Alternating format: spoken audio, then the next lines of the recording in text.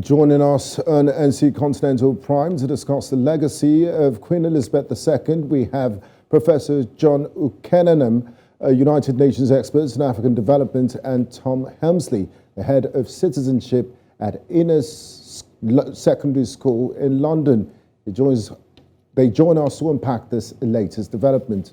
I'd like to start with you, Tom. Now, commentators have called the record-setting reign of Queen Elizabeth II the end of an era. Besides her sterling leadership qualities, what would the Queen be remembered for?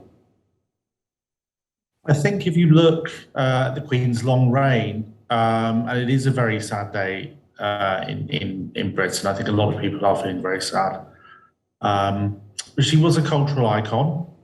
You know, there is this idea of the Elizabethan age, her presiding over a real cultural powerhouse.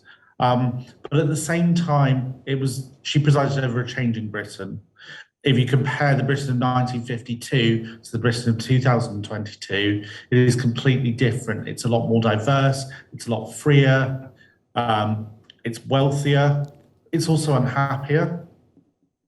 But in general, people, I think, feel that she presided over an improving country. And she also modernised the monarchy.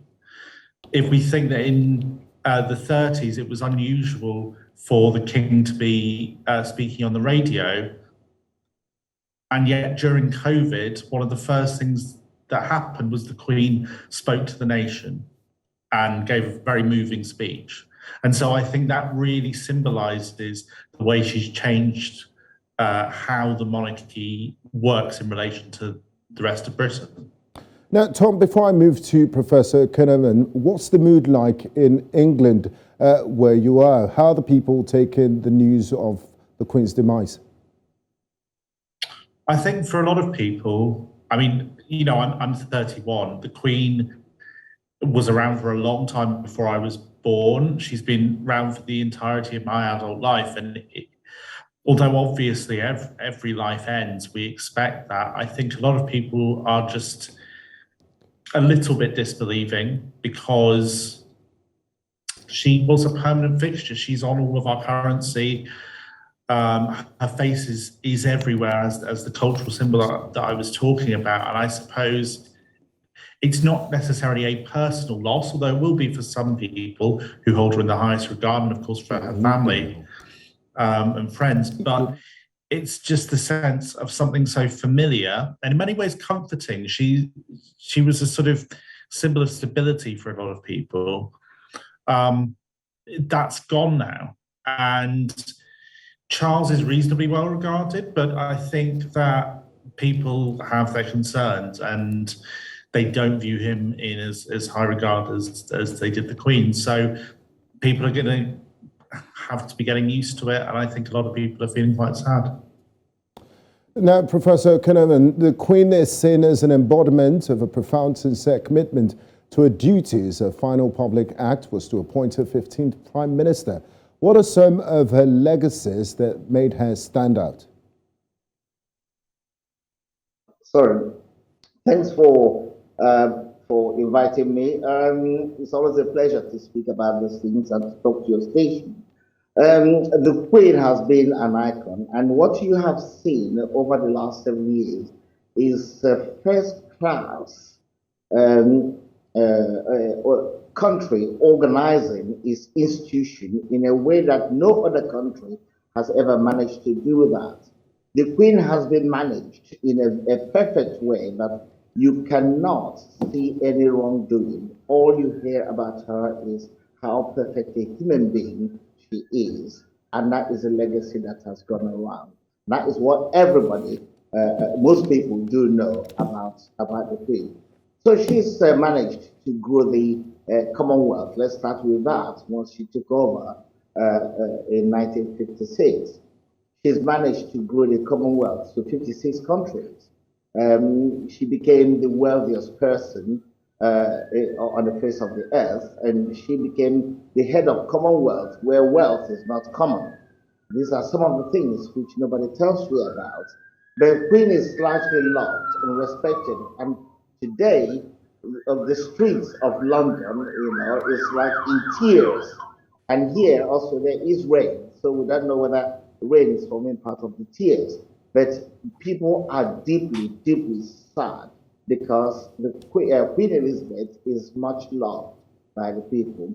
She has been packaged, she has been managed to be a human being that does absolutely no wrong.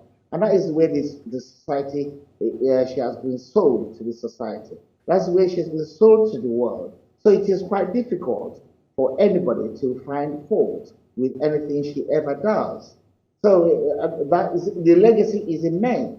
Because when you think about all the things she has achieved, Okay. she has presided over several wars which Britain has been involved in, and nobody has been able to show us her influence in stopping those wars or making them a more justifiable conflict than the one we have seen.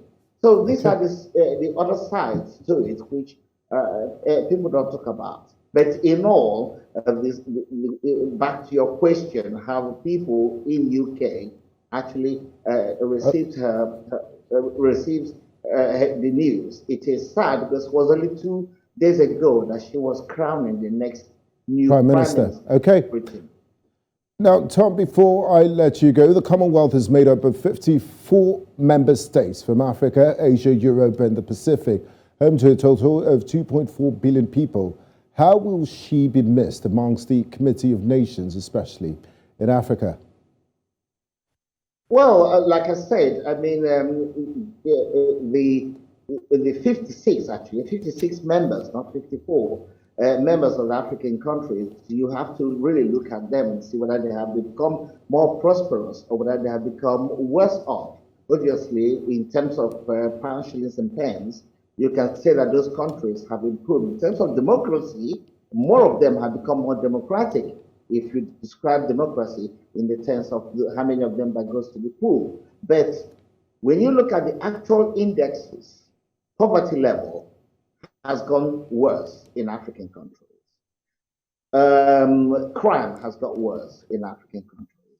And it's really debatable whether the reign has actually, her reign has improved the lives in Africa, particularly when you look at corruption.